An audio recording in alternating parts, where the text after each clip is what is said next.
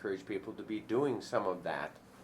So I changed a lot of it, cut out all these grade school teachers and I listed every relative and friend and family member, and I got a clue for you. The only one you do not forget is your wife. I've left her in. Okay. You can dump all the others. Don't dump your wife. I've left my wife and my brother-in-law Bill, okay. who's here. Bill and Becky are here visiting from Florida. It's a joy to have them as guests, and an honor that they would make it here to do this. They've been traveling on a boat that's trailerable, but it's a big ocean boat, really. It's a cabin cruiser, kind of a ocean boat.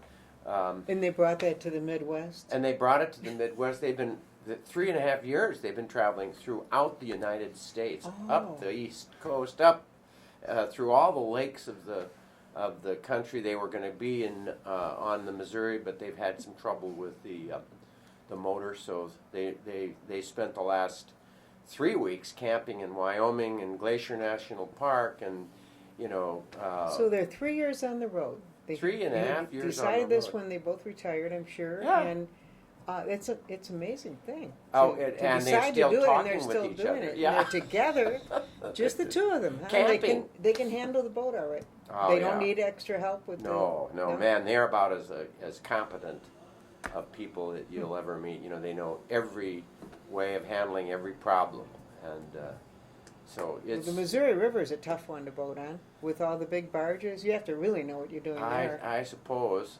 Mark Twain would tell you about Mark would tell us yes, that. He would. Mark Twain. What does that mean, Bob? They would measure the depth with a rope and a weight, and they would throw it off where they were in the shallows because the sandbars would change with the current, and so sometimes those paddle boats would run upon them, and the guy in the front of the boat would drop it over and yell, "Mark Twain 3!" And they would know that each knot represented 6 feet, so that meant 18 foot of depth. Why does he know all this stuff? I thought I'd throw that out. And you knew he'd have the exact and answer. Samuel Clemens, who is Mark Twain, made the pseudonym use that name. Mark Twain, because it's one of those great riverboat stories. One of my favorite sayings of his also is 97% of all statistics are made up. I love that. 97% of all statistics are made up. Mark Twain. We visited his home in Connecticut last week. Oh, you we did? were visiting our daughter in Boston, and she said, "How about? I know Dad loves that. Ed has read everything Mark Twain ever wrote, as I've read many of them, but Ed really got in a Mark Twain kick. So it was fascinating. You think of him from Hannibal, Missouri, and Ed's from Missouri, so of course he felt that hometown twinge with Mark Twain, but loved his writing anyways. But he spent 18 years in Connecticut in this home, and it's a beautiful home. He designed it himself. Just lovely. Really? Yeah. Neat house. So he's kind of an interesting dude, isn't that? Oh, he was. Well, today we're going to talk about orthopedic issues, because tomorrow night is the show with Mark Harlow. Dr. Harlow is an orthopedist from Rapid City and is going to drive on his own dime all the way out here, and this will be our first live show of the season, although we've already done 2 shows, which will be run during December break when the kids are all gone and we've lost our camera people. But Mark Harlow will be the guest, and he's just a very interesting man, a very tall presence, handsome guy, walks in the room, you feel the presence of somebody who has, he kind of fills the room with his personality. Some people have that personality. They walk in a room and just take it over. A perfect example is Calla Hogue. You know Calla. Calla? When she walks in the room, you just know she's there. You lift your head up and you go, somebody important just came in, what I mean? There's Calla, right. But Mark Harlow will be our guest, and his story will come out. Part of what he's done in his retirement is to spend a significant amount of time on, I'm not sure which Indian reservation in South Dakota, but he goes to the Indian reservations to provide care. And, just the ethics of a giver like that is really great. So, well, it'd be wonderful to have him on, and it'll be a live program tomorrow night on South Dakota Public Television at 7 o'clock. And I thought we would talk about orthopedic issues here after this coming up. We certainly could. We're going to take our first break. We'll be back right after these words. Yeah, I thought so.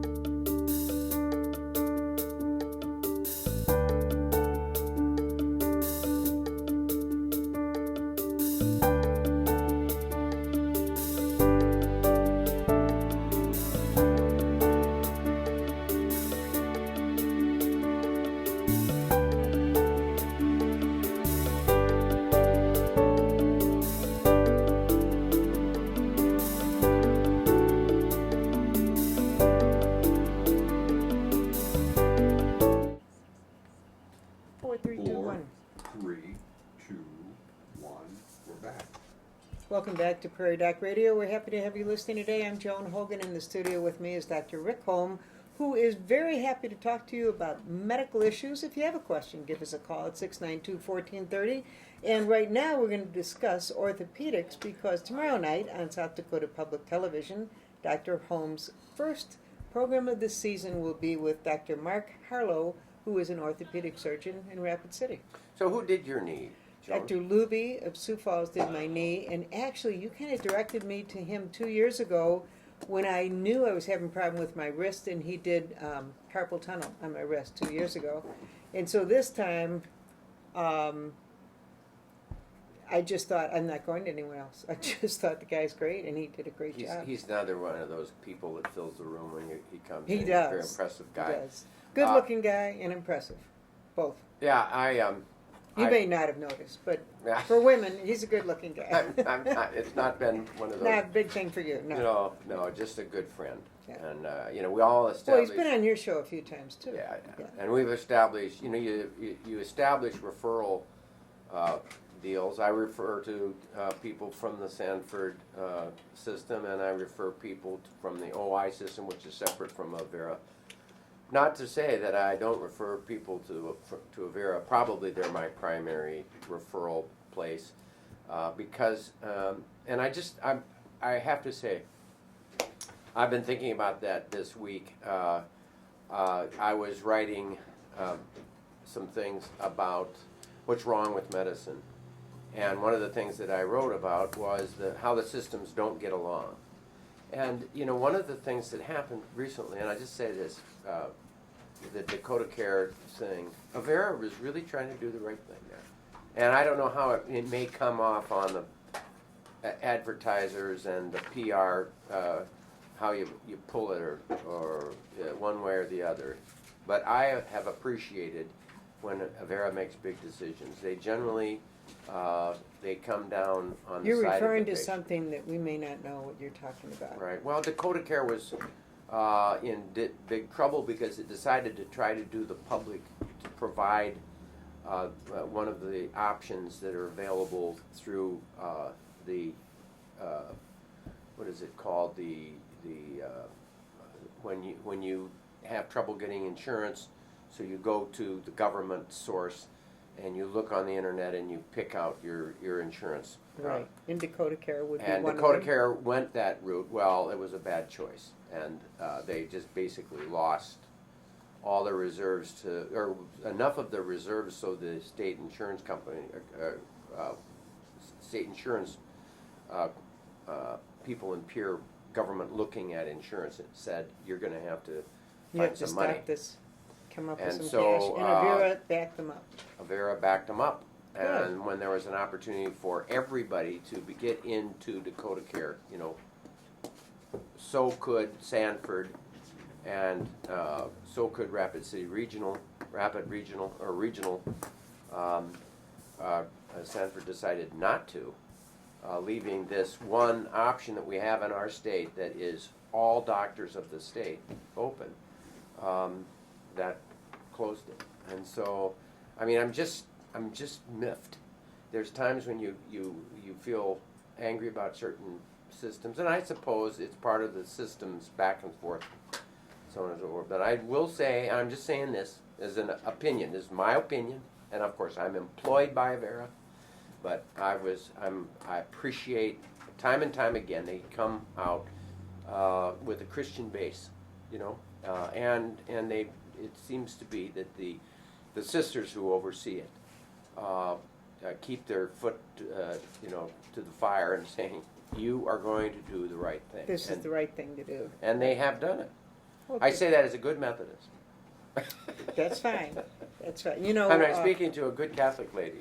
Well, our son-in-law's father has been on the board of Dakota Care for a number of years. He lives in Aberdeen, and he's a banker, but he is also a member of, now I'm going to embarrass myself, I can't think of his church, First Church of God. Nothing to do with the Catholic Church, but he has lived in Aberdeen his entire adult life and thought, those sisters really know what they're doing. He was so impressed with them that when they asked him to be on the board, he has been, and he's been president of the board and he has. You don't have to be Catholic to appreciate what Avera is doing. Avera is Christian based. It's that simple. It's an interesting thing. I was having a conversation with a gentleman who spends his once a month. He goes to once a month on Tuesday nights. He doesn't sing with us. He goes to Sioux Falls, and he works with the penitentiary psychiatrists to in a group therapy with the prisoners. He's a good guy, and but he's very religious. And we were talking, and I'm kind of not that way. I am a liberal religious person, you know what I mean? And we have a kind of a progressive adult Sunday school in the Methodist basement, which this is our deal. And we study all sorts of different religions and all different philosophies and kind of meld it together, and it's very interesting. But anyway, he was saying how the psychiatrist was glad to have him there because there's religious base to it. Now, I said to him, I have worked with Teen Challenge for years and years because I'm their kind of go-to guy when they have a new person and they need a bit of free medical advice, so they call me, and I'm readily there to help them if I can. But Teen Challenge is a religious-based very group. Religious-based deal. Well, if you look at success in our society about trying to help people who are in that realm of drug abuse or alcohol abuse, or the recidivism with almost every program is, your chances of being successful with those kinds of programs are very poor as a rule. If you get 10% or 20%, you're feeling like you've been pretty good, but they do much better. Teen Challenge does. Teen Challenge does much better, and this gentleman who goes to the pen and I were saying, well, whatever church it is that you believe in, there is a God-centered or a spiritual center that seems to bring people around. And some of that, in my mind, is not to be hyper-religious or anything, it's to say it's not about me. It's something that has to bring the human being around to realize it's about others, that allows them to get off their me thing. And that's what I think drugs naturally do. I think it's just all about the person. And that's what destroys a lot of people with alcohol or with any kind of narcotics or that's why marijuana or whatever drug it is that you're overdoing. And a spiritual-centered program will be more effective than the one that is not. And it's one of those another time that you can say here is proof that a community of churchgoer people type of a thing, whether you have to swallow the whole deal or not, that type of a thing helps people. I mean, it helps people in the end of life. It helps people who's lost somebody in their family. Most of the time, there is we're here with you and we care about you kind of a thing that comes with that church going. So, not to say that you need to believe in one particular. You don't have to be type. Methodist to go to heaven. Is that the deal? Yeah. Okay. And you could even be Muslim or And you could Hindu probably or still I mean get that. let's put it this way. I mean who has the direct connection, huh? So, but I believe that that religious faith is a basis for a lot of good things for us. You've got Bob and I in agreement with you, and we're going to take our next break. We'll be back right after these words. Well said. Been trying.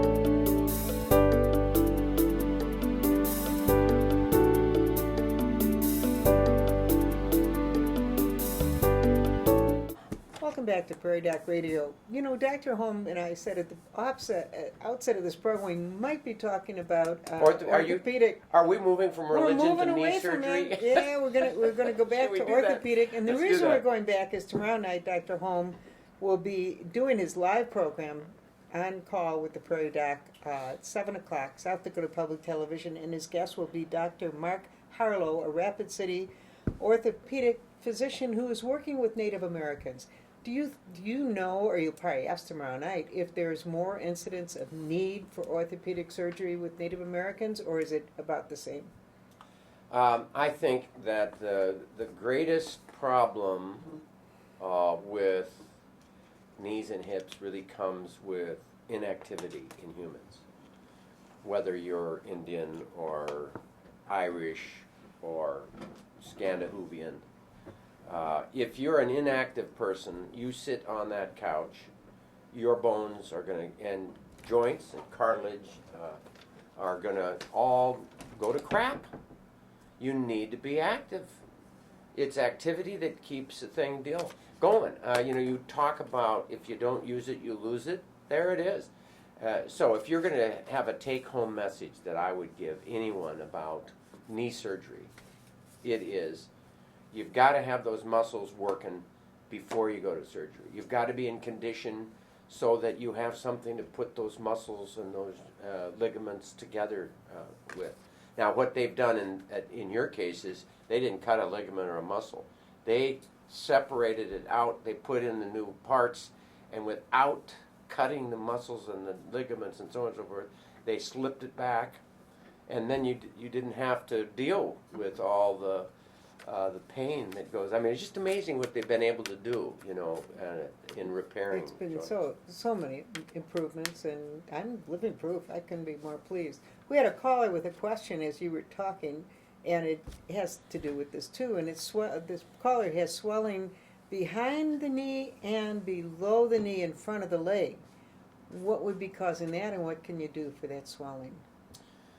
Well, swelling in the leg there's a myriad of causes. The biggest cause of swelling is vein problems. People have venous insufficiency, and so varicose vein trouble.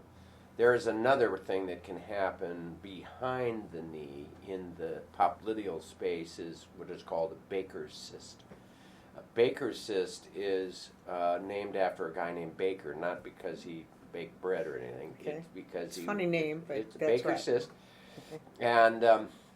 And what it is there's a lot of swelling in the joint, and so the what is usually a non-space is this sac that lines the bottom and the top of the joint that's filled with just a little bit of lubricant so that sac can move back and forth and your knee can move without any friction. There's some friction happening. Maybe there's gout in there, gouty crystals, or there's arthritic changes, or there's degeneration, or there's been a trauma, and so it fills with juice. So you don't have that nice mucousy, slippery lubricant. You have Swelling. You have juice, you have fluid, and the fluid gets so tight that it pooches out, and so you have a cyst that extends, an outpouching like a inner tube that's bulging out in a direction, and it bulges out backwards. And sometimes that can rupture and cause terrible inflammation in the back of the leg. And people will come in with this acute, severe inflammation in the calf and or the lower leg, sometimes in the front of the lower leg, and then you'll go, oh, it's a ruptured Baker's cyst, or it's a blood clot to the lower leg, or it's an infection. So there's a differential that you have to deal with.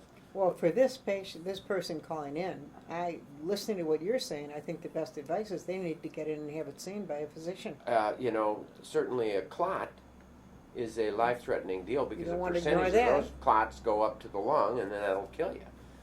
If it's an infection, then you're in trouble with that too, because it'll only spread.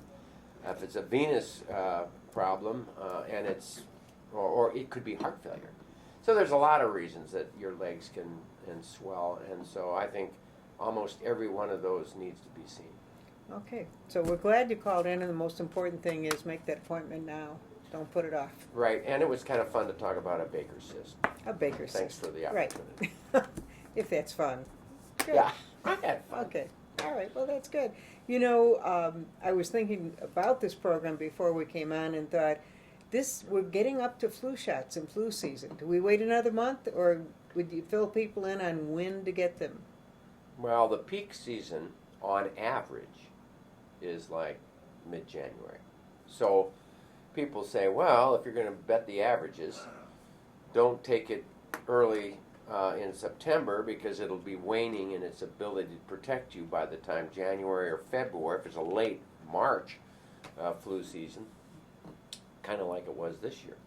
Then, you lose your effectiveness. On the other hand, the year before, it came real early. So it's kind of hard. It's a shot in the dark. What I generally used to say is Halloween is the perfect time for the flu shot, and I kind of like to follow, the news. If you're hearing that the flu is starting to pop up elsewhere throughout the country, go right in and get that. If you haven't heard any, there's Then not you can any wait flu till shot. Halloween? Wait until Halloween, but I don't think I'd go any further out than Halloween. Okay. The other thing that has been in the news recently is the virus, the West Nile virus. We know Zika virus is throughout the country, but especially in South Dakota, we have the West Nile virus, and it's really peaked in the past few weeks, hasn't it? We are the highest per capita incidence of West Nile virus in the country. South Dakota is And highest in the it's country. killed people, and those darn mosquitoes. I mean, we seem to have more per capita here than Minnesota, Nebraska, North Dakota, Wyoming, Montana, our surrounding states. What So can we do? don't get bit. Okay. And we've been. Brilliant advice, sir. Don't get Get bit. It- I was at the lake and we came in we were sailing a beautiful evening, sun was setting, and we could kind of, let's go back forth a little bit longer. We came in just as Sun was the setting. sun was setting, and the bugs Ooh. just Thick. attacked. And so, you get a few bites and you go, okay, I shoulda.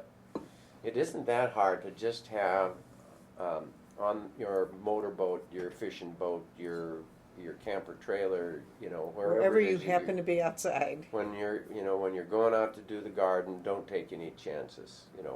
Spray on that stuff, and it's a whole lot safer to take the risks that might come with the DEET in the spray than would come with the West Nile, which can cause severe Do we neurological have to problems. wait for the first frost for that scare to be over, or Probably. really Mhm. that long? Yep. So you think September's here? We don't have to worry about West Nile? Wrong. Wrong. You Mosquitoes. can still get it. If you can get bit by mosquitoes, then you can get West Nile, and we've got the highest rate of infected mosquitoes in this area.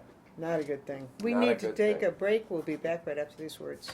Sure. Right, we should get that in.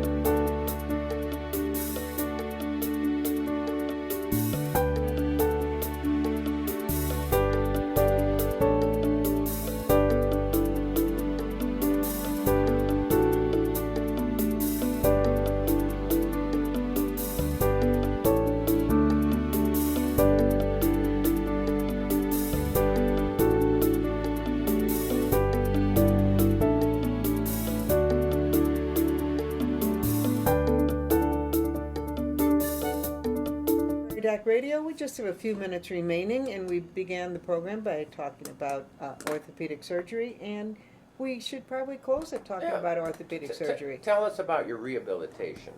Well, when you do have hip or knee replacement, probably shoulder replacement too, you're sent home with exercises to do, but also a schedule to meet a physical therapist.